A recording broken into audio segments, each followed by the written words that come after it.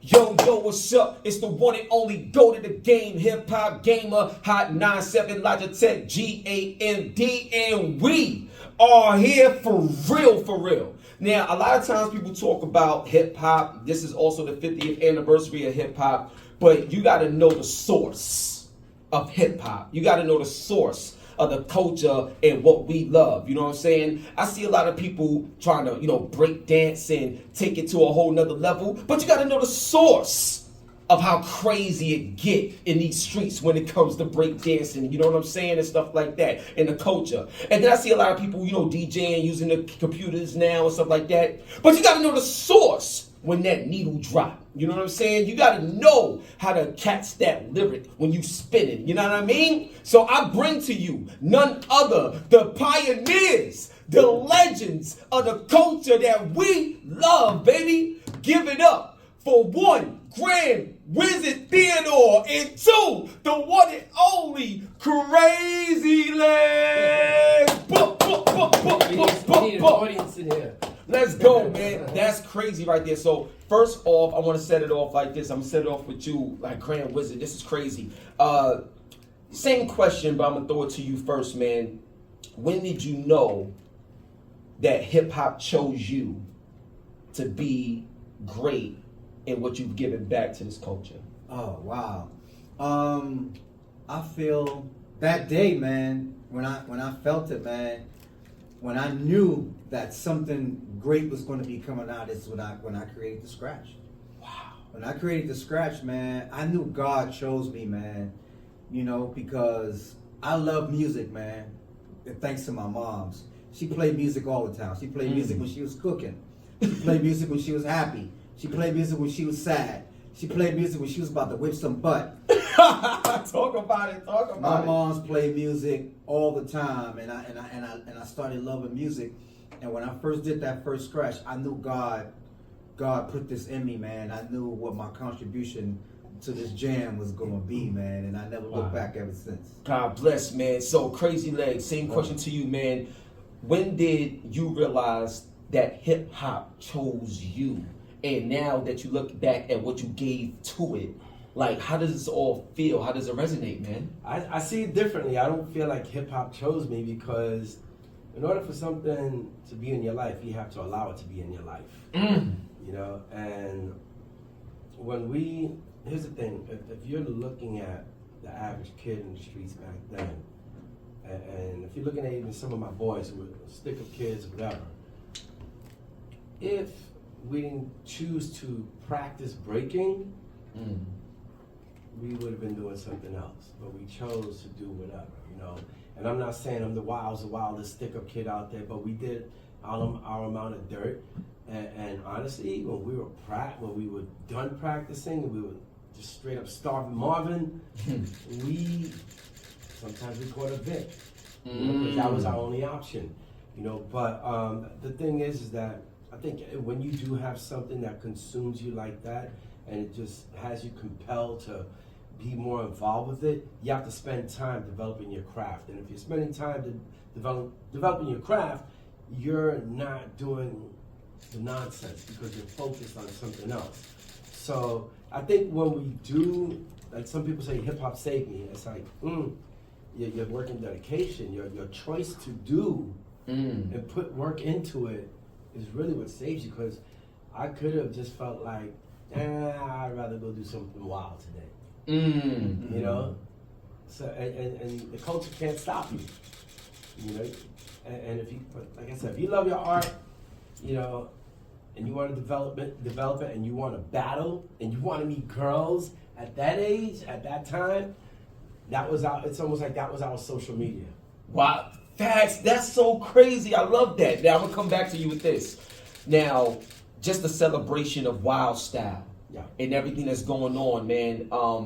We've seen a lot of remakes happen, some good, most don't hit the mark, you know what I'm saying? What are your thoughts looking back on Wild Style? And if you was to do a Wild Style 2023, something like that, what does that look like authentically Okay. for today's culture, man? Break it down, When I bro. look back at Wild Style, everyone, just about everyone, I know Flash was supposed to be in it, they filmed the scene, it got messed up, whatever, Furious 5. So, unfortunately, they weren't in it. But when you look at Wild Style as a whole, it featured a lot of people who are at the top of their game. And not only in terms of like having a record, but these dudes are battling.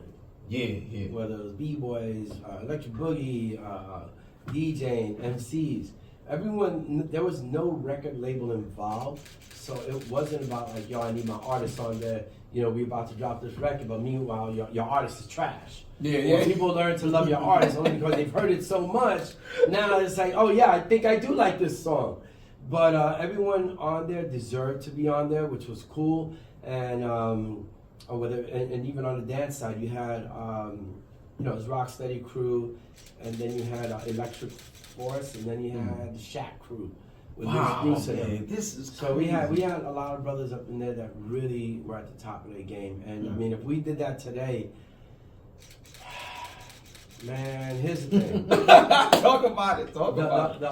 The hunger that we had back then, it's different because we fell into it. We fell into. I think a lot of us fell into what we did by default because we lived in the hood and there wasn't, the community centers that had all the activities for us to really go, take advantage of, and the tutoring after school that would have helped us benefit better in school, and so it's like, what kind of person are you putting in there now? Because back then, not one person was a major drug dealer in Wild Style. Right. Wow. Now you got drug dealers who are funding their music careers. So the type of person you have in there is in there not because he was the dopest, but he had the funds to actually move the needle with marketing. And that's not to say that that's everyone, because if you look at Jay-Z and his history and how he came up, I mean, he came up on a Cold Crush, but when he came out, I don't know how it was funded, but it's still a dope MC on the mic. So I think it would be real hard to find these days, like, who are the real MCs? Are you presenting them in the same way that they would have been presented in Wild Style, or is it just a whole new twist? Well, whatever it is or could be, like, to me, you would have to be like the anchor to make sure that joint is like right, in my opinion. Now, here's something I want to bring to you, man. One of my favorite movies is Juice, right? And you got GQ, you know what I'm saying, battling and stuff like that. That was good. It's the 50th anniversary of hip hop. So here's a question that I want to ask you. I was watching Big Daddy Kane versus KRS-One on the Versus, right? Incredible, right? Yes. And I know. I see. You know what I'm saying? I was there. I was in the audience going crazy. So I don't think KRS wanted me on his side. I don't know. I'm from the Boogie Down, and I saw KRS with some dudes from other boroughs. I'm like, what's going on? Come on. What's up, Chris? What's going on? I don't know. So what happened is, I was there, man, going crazy. So what happened is, I saw DJ's Scratch was going at it with Kid Capri, and it seemed like he really wanted a battle. Like, he was like really trying to battle. Scratch. It seemed like Scratch really wanted that battle, but Kid Capri was kind of just keeping focused on what the real battle was going on. You know what I mean? But my question to you, know about that. You gotta know the inside scoop first. Oh yes. So you gotta put me on there. But my question is, I'll let you do the question. Yeah. First. So my question, but I want to know the scoop. So my question to you though is, when it comes to the battling and the essence and knowing who you are and the creator, is there anybody for the celebration of hip hop, for the fun of it, that you would say, you know what, if there was anybody that I would battle respectfully, it'd be this person? And if so, who would that be? Wow. That's a good question.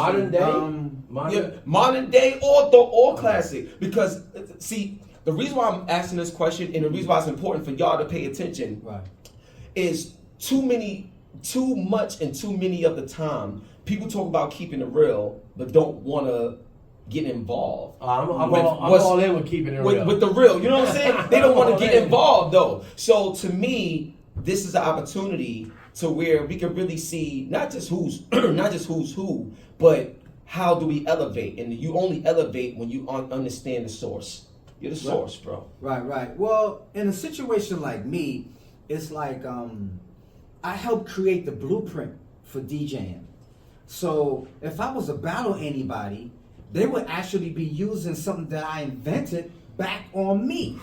So I would have to battle someone that has their own style, that came up with their own DJ style and stuff like that. I would never battle somebody. I'm like, wow, I'm battling this guy, and he's using my same routine, or using my same scratches against me. So I never really thought about battling anybody and stuff like that. I would battle somebody that has their own style, that create their own style, like a person that beat juggles and stuff like that. A person that actually has their own style.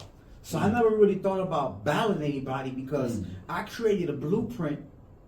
I helped create a blueprint for DJing, and I want to battle someone that's going to use my technique back on me. Got you. Let me let the fan. Yeah, let's go. Let the fan come in.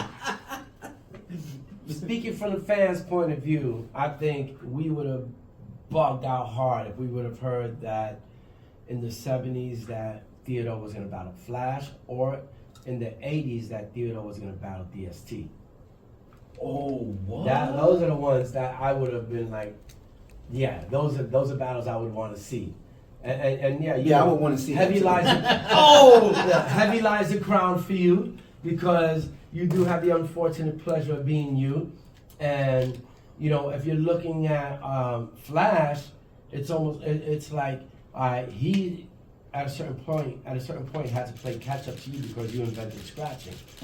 But then DST elevated what you did and started doing something else. So it's like you're in the middle of someone chasing you, and now you having to like see what this dude is doing. And I don't know how you felt when Theodore like flipped his version of scratching, or flip your scratching to make something for himself. Yeah, I never looked at it like that, but that's a really good analogy, because DXT actually introduced it to the world. You know, and when people seen DXT doing it, they figured that, oh wow, he created something new, not knowing that it came from somewhere and he basically innovated it. You know, took it to that next level and stuff like that. So when people see me, they be like, okay, never heard of Grand Wizzard Theodore, but okay, he's the one that created the scratch, and he's the DXT was the one that introduced it to the world. Yeah, and then there's a whole debate between like DST and what's his name from Philly, Jazzy Jeff. Yeah, Jazzy Jeff. Or Yeah. Miz. Wow. I would say Miz. Miz. All right. Yeah. So then there's that debate. Yeah. Like, I think there's something here. Like, and the reason why I'm saying that is because one thing that a lot of people forget, and you'll see this a lot even in the video game industry, because we're about to get into that as well. But right now, currently in the video game industry, there's a lot of remakes that's happening. Resident Evil 4 just got remade. Huge. Wow. You get The Last of Us Part 1, that just got remade, and now it's also a TV show on HBO. Huge. But I you know love what I'm that saying? show. So, and that's based off a game. So the point I'm trying to say is, even with the new generation that's coming up now, like old things is new to them because they never experienced it. And even with video games, a lot of the kids, you know, the Fortnite and all this other stuff, but Def Jam Fight for New York, a lot of the kids, when I showed them that game, they be like, yo, this is hot. Oh, Buster, I seen him with Chris. I didn't even know he was in. You'd be surprised. When they see you, they like, I want to do that. Yeah. I've had kids come up to me and say, yo, I'm playing, you know, your character's one of the hardest to beat. Yeah! I didn't even know, you know, because I'm not a gamer. That's so cool. But that, you see what I'm saying? So old things come new. So what I was saying from a fan's perspective as well, that if it was Grand Wizzard Theodore versus Jazzy Jeff, or Grand Wizzard Theodore versus Grandmaster Flash, I mean, something like that, I believe, would be amazing to see for all groups, all ages, all music. And honestly, man, in your position, to see that, win or lose, we all win just to see it. Yeah. But I think it should happen. What's your thoughts, man? Oh, yeah. You know, I mean, Yeah. I know you a lot of Yeah. Come on, bro. In the words of Nori. Shout out to Dory, man. Love Dory, man. I mean, since I started DJing, I don't back down from nothing. I don't back down from no battles, no nothing. I'm down for whatever so that the crowd can give the crowd what they want. If the crowd wants something, I'm going to give it to them. You know, I'm not the one that because everything I do is for the people. You know, and if the people want to see a battle, hey, let's do it. Because I'm not backing down from no battle. Wow, this is huge. Yeah, I don't think Flash would do it. I don't know. I think Jazzy Jeff would. I would think Jazzy Jeff would do it before Flash. Okay, well, I'll put it out there. Yeah. So now, the next thing I want to ask y'all about, and this goes into the world of video games as well. So obviously, you've been in video games and things of that nature, Crazy Legs. But what I wanted to ask you, man, is with the PlayStation 5, as you see, you got the controllers right here. They're gonna battle in a little while, but y'all gonna actually battle in a little while. But with the PlayStation 5, you know, Xbox, PC gaming, all the stuff that's going on, man. When you look at your skill set and what you bring to the culture of hip hop in this day and age with the new technology here, could you see yourself, you know, getting more involved with a lot of these games nowadays? Because I'm telling you, man, your legacy, we want to play that legacy. We want to do more stuff. We want to tell your story in an animated way and stuff like that. What are your thoughts about the gaming industry right now, man? I think anything related to gaming, any kind of platform, you're looking at AI. Yeah, right. You know, AI. You talked about that earlier. Yeah. And I'm only just learning about that, but I think the future isn't AI. I know people are threatened by that, you know, because of creativity and intellectual property and things like that. So, I mean, and then you're talking metaverse. Yep. So there's so many things you can do. You could probably have a fight for New York, and then, you know, next thing you know, before you go into your next fight, you pull into like the National Hip Hop Museum in DC. Before you go there, you know, before you know, I want to fight you later, but I need to go check out this Theodore exhibit over here. Yeah. Don't bust your ass after. Yeah, I like that. Take the train and go over here. Blah, blah, blah. Yo, that could be great. So now, like, same question to you from a gaming standpoint and your skill set. You know, as a DJ and just being the inventor. What would you want to bring to the gaming industry? Because where I'm looking at it, man, I'm looking at it from a standpoint of your likeness, voiceovers, your actual skill set. Also, you know, business, like literally good business with your skill set in the gaming world, because there's so many people that would look at y'all and be like, yo, we should have been did something with these people. Like, where y'all at? What's going on? I know this because I'm around it all the time. So my question to you, man, what would you want to bring to the gaming industry, bro? I would want to bring something like, you know, as far as the turntables is concerned, have people, because when I'm scratching and stuff like that, I'm basically just working my arms all the time. And when people exercise and when people doing the exercise stuff on the on the game and stuff, they can be scratching records and moving the record back and forth and back and pulling albums down on the turntables and mixing them back and forth and back and just gaining points. The more you scratch, the more points you get. The more records you mix together, the more points you get. If you mix a record that's 120 beats per minute, and you grab a record that's 60 beats per minute, you might be able to mix the both of them together. If you know, you know what I'm saying? Double time or half time it. That would That's what I'm talking about. Like, to me, it sounds like a VR. Like imagine you got the VR on and what? Yes. Dog, yes. I'm losing my mind right now. Like, this is crazy. So now, this next question right here is also like it's very important. So I'm gonna bring it to you, man. You done been through a lot and seen a lot. One thing I want to ask you, man, is what was a moment in your life where you felt like you was at your lowest and things couldn't get any worse, but you managed to find strength in that moment that allowed you to be a legend today? Oh man, that's a good question. When a lot of us first started out, we were living in the house with our parents, whether it be in the basement or up in the attic. We got our equipment downstairs. We do our parties. We come home. We didn't make no money, but our parents were still maintaining the house, buying the food, paying the light bill, paying the mortgage or whatever and stuff like that. And it got to the point where we had to move out on our own because we were getting more mature.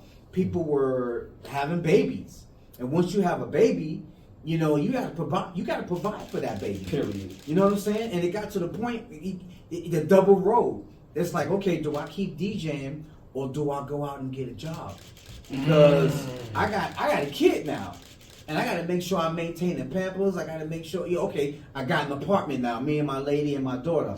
So it's at the point where, do I keep DJing or do I go out and get a job? And sometimes when you go out and DJ, you're not making enough money to pay your mortgage, pay the car bill, right, buy the Pampers and all that. So I came to a crossroad where I had to get a job. I was driving a truck, delivering wood and all kind of building materials. I was actually doing that. And I came to a crossroads with what am I going to do?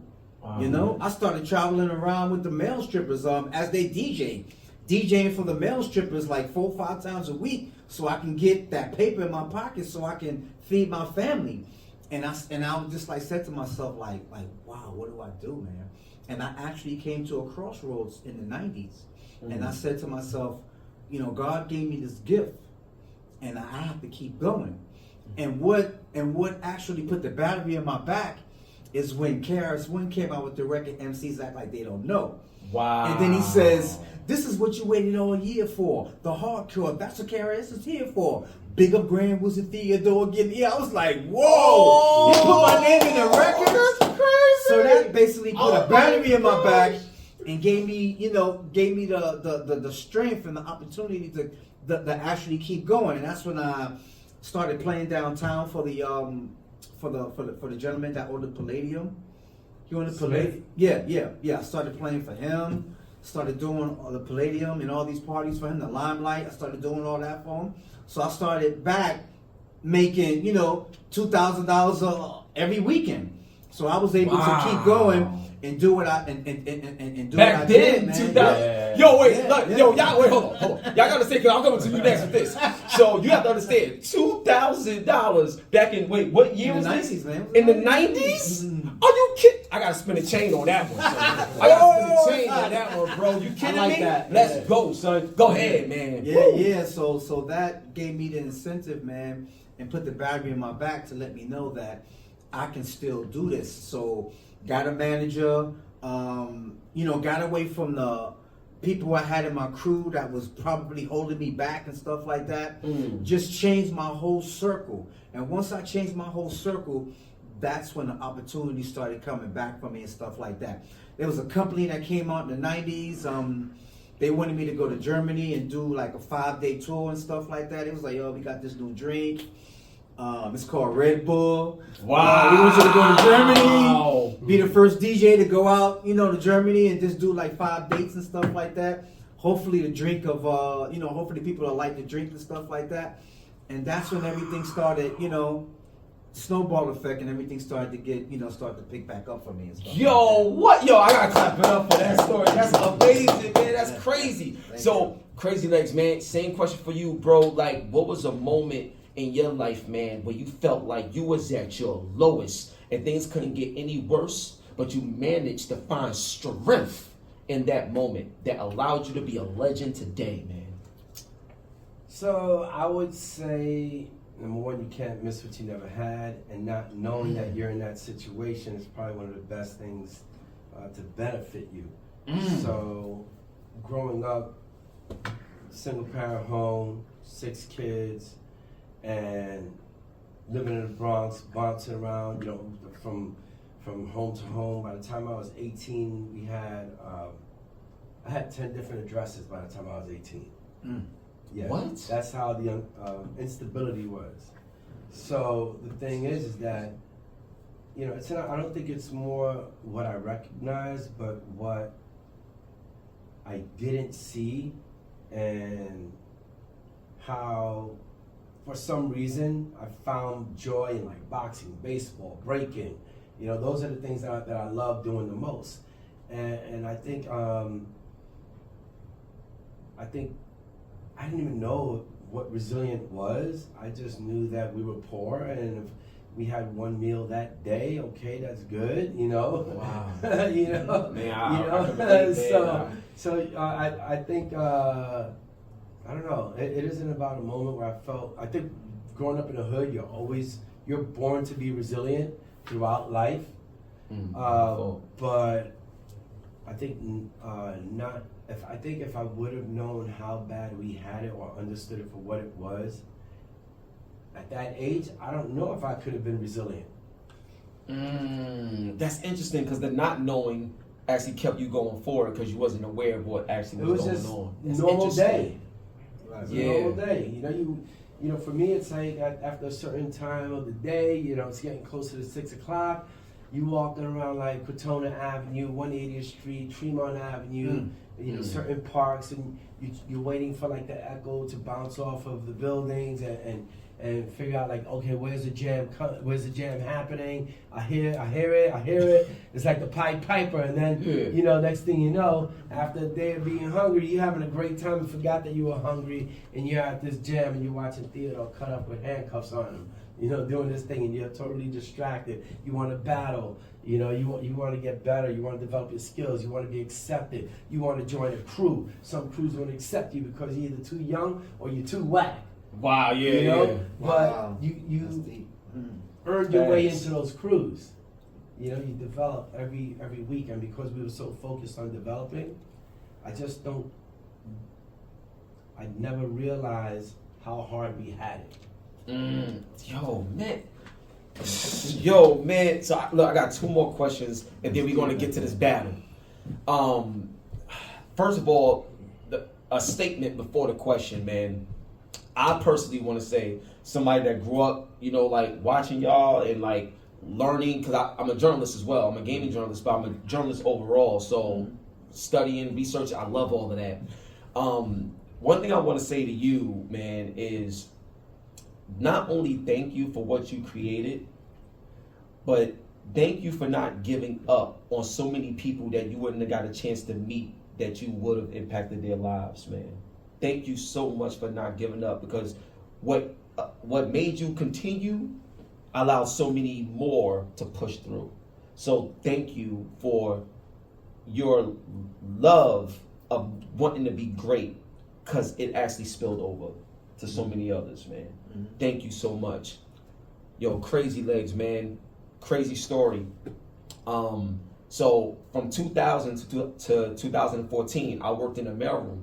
So I supervised the mailroom for all the record labels. Wow. So Universal, Def Jam, Rockwell, from 2000 to 2014, and stuff like that, right? So I was around for so much, seen so much and everything like that, right? And obviously, you know, playing the games and talking about stuff like that. And throughout over the years, every time certain names was brought up, whether it's Stretch and Bobito, Grandmaster Kaz, Rakim, all these people, certain names that will come up, even in the building. And there's some shady stuff that happened, obviously, and there's some stuff where it's like, wow, this is stand-up-ish. But every single time your name came up, no matter what artist was around or whatever happened, when your name came up, there was so much respect, there was so much joy, and it was so much like, it was like a revereness, and it was honorable, and it was like, yo, Crazy Legs, that guy is this, or that guy's that, or that guy, when I seen him the first time, it changed. I don't know if you fully understand it, man, but Crazy Legs, you're one of the most important people in this culture, man. Thank you. And we love you for it. I just want to take time out to make a statement to you and you. So y'all know that as long as I'm around, you're going to know. I appreciate how amazing y'all are to me, man. You know, the crazy thing with that is that, a lot of us, because we got into, you know what? Because we were living culture. We didn't get into culture. We were living culture. You know, a lot of people are getting into hip hop culture. We were born into where it developed. So the genesis happened, and we were part of the genesis. Some at different times, you know. But you know, and I think with that kind of praise you gave me, there's a lot of people who would push against that. But when you ask them why, they don't really have an answer. And I like to just think that, yo, you know what? I developed my name outside of breaking as well. I threw events that put people on platforms when platforms were no longer available in park jams. You know, I brought park jams back in the 90s. Not to say no one was doing it, but in terms of strategically putting it on the map to draw an interest into like my generation of people or people I looked up to doing that. I actually set up a park jam on 98th Street in Amsterdam at Rocksteady Park during New Music Seminar just to pull that people away. Because I'm like, that's some commercial shit. Let me do a park jam and invite Cold Crush and whoever, and also invite some of the new artists. And you know, some of those new artists were like Goody Mob and Outkast when they had never performed here before. Mad Lion, he had his album. Mad Lion wasn't even out yet, and he was performing to Redman's music at one of the events. Wow. Yeah, Shoot to Kill. Oh wow. So, yeah. So, Shoot to Kill. Yeah. So I've been like, I think when people are referencing me, it's more than just breaking, because I've thrown a lot of events in New York City and different cities in the U.S. And it pushed the needle forward for hip hop. And I've also done a lot of humanitarian relief efforts in Puerto Rico. I've done a lot of volunteer work in New York, in the Bronx. And as a result of all of the negative stuff that was around me in the Bronx, one day I just did a 180, and I was like, you know what? So many of my friends died. I'm gonna volunteer 3 days a week for however long at this place in the Bronx. That's kind of like the worst neighborhood in the Bronx, The Point. Because that's The Point, yeah. Hookers on The Point and all that stuff. Point. So I volunteered there for 3 days a week, 3 years straight. What? Yeah. Yo, gotta give it up for him, man. Gotta give it up. This is crazy, man. I started doing Point is a cool place. B-boy battles again there. We were doing fundraisers. I was taking kids to like wetlands. We took over wetlands, and I put all the kids to run the whole place. They ran the box office, merch, hosting, and whatever, running the battle that was happening and empowering kids. Yes. So it's like when you do that, you realize, like later on, like somebody called me up like a few years ago, and he was like, "Yo, I was in your class these years, blah blah blah." And of course, I remember him, and there was several dudes that called me around the same time. They're like, "Yo, you saved my life." Wow.